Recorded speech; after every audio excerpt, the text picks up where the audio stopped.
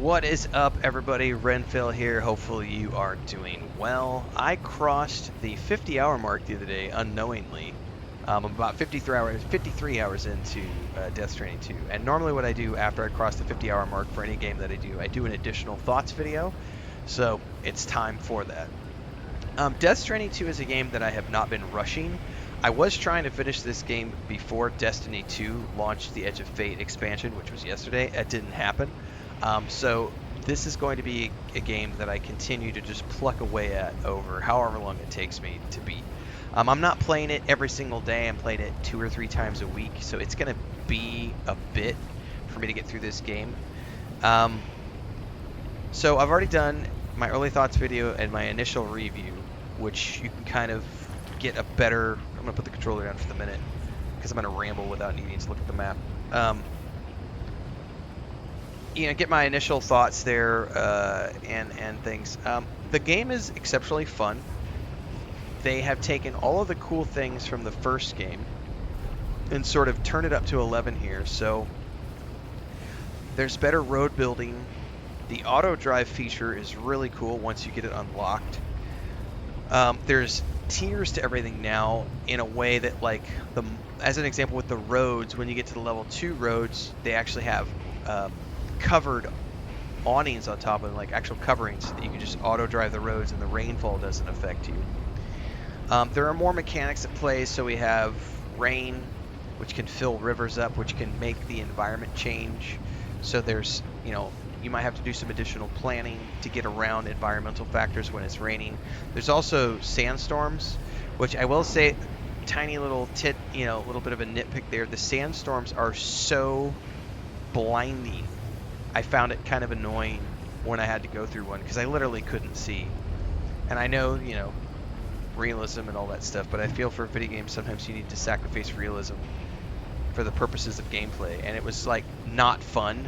Like I wasn't having fun trying to get through the sandstorm because I couldn't see and ended up stuck trying to climb break time. No arguments here. I was trying to climb a dune and my truck was just stuck and I didn't know that it wasn't moving, and I was like multiple minutes like, what is going on here, before I finally panned the camera down and realized that you could see the ground like underneath the truck if you panned the camera, and I realized I wasn't moving and I had to turn to the side to like go down the dune. That was really kind of annoying. The story has been wild. Troy, he's kicking ass as Higgs. Like, his performance as Higgs in this game is way better than his performance as Higgs in the first game. And yeah, there's a lot going on with that character. I don't want to spoil any of the story here, but it's wild, for sure. Kojima is either super creative or does a lot of drugs, maybe both, I don't know. There's some stuff in this game that I don't understand. That's okay.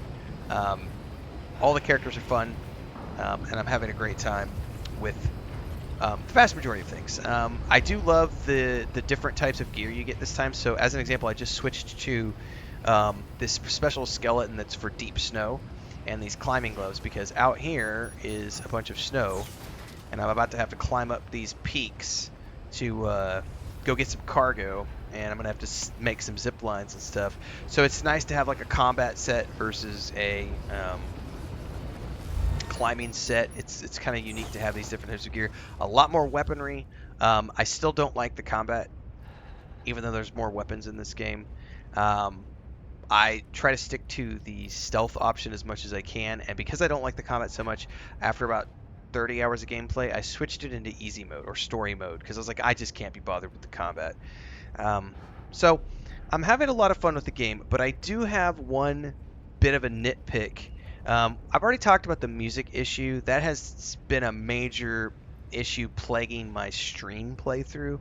If I was playing this game offline, it wouldn't be that big of a deal, but it does sort of ruin the experience for me and the viewers to be going along and a piece of licensed music comes on and I have to mute the audio on the stream. I can still hear it, but I have to take the time to physically go over to Streamlabs, mute the audio, and then the audience is just hearing dead space with only me talking for however long that track is playing.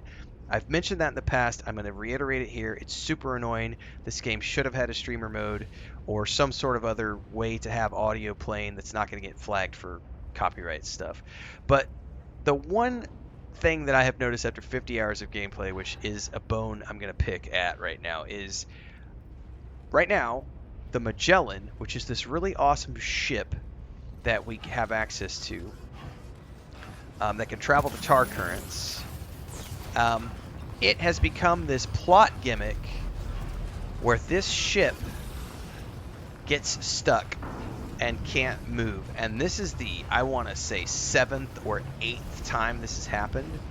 It feels like about every 5 or 6 hours of gameplay, oh no, the Magellan is stuck again, and we're going to force you to go do this monotonous grind of climbing through the mountains or doing these super brutal trails or going through BT infested territory or bandit infested territory with new enemies that have new features. Like, it just feels like a gimmick the way they have purposefully just said like 7 or 8 times now, hold on, story's on pause, we're going to force you to do this side stuff that has nothing to do with the main story, and then come back to the main story. Quick commercial break, everyone, to celebrate and give thanks to all of these amazing people who keep me on the air full time. Really appreciate the support. All you got to do is join as a member. You get access to private videos. You can also do super thanks on any upload or super chats and stickers on any live stream or premiere you see. And beyond that, don't forget we're multi-streaming over on Twitch now, so you can support over there as well. Thanks so much to everybody. Let's get back to the video at hand. And if you guys remember back in the day when I first tried to play Final Fantasy XIV when it launched, one of the reasons I walked away from Final Fantasy XIV was because it did the same thing. You would start off doing some quests, you would get 3 or 4 hours into doing quests, and then all of a sudden they would say, nope, main story's on hold. You now need to go over here and do a bunch of side shit that has nothing to do with the main storyline before you're allowed to come back and continue the main storyline. And that is a major bone that I have to pick in terms of games that break their narrative up in that fashion, because now you've basically told me that you're forcing me to play 60 to 70 hours when your game could have been really tightly focused with a tightly focused narrative that could have only been a 40 or 50 hour gameplay, and you've sort of artificially bloated that gameplay up to 70 or 80 hours or more because you've added in all of these extraneous bullshit things that I have to go do. Use a quick breather. By the way, the reason I don't want him to sit down is because as soon as he sits down, licensed music starts playing. It's just another little thing. So the forced grinding is really something I'm not a fan of in this game. I am enjoying everything else. But that aspect of it has been like, as soon as we got to this cutscene during the stream a few minutes ago, because we were just streaming this morning, and we got to the point where it was like, oh, guess what? The Magellan can't move again, and there was several people in stream who were also commenting on how annoying this part of the forced progression is, because it does feel like they're just forcing you into some pointless side quest grind that has nothing to do. It doesn't push the story forward at all. It's like we're going to go gather some, literally it is go get some cargo to take to another dude because he's got the things that we need to bring back to the ship to unlock the ship.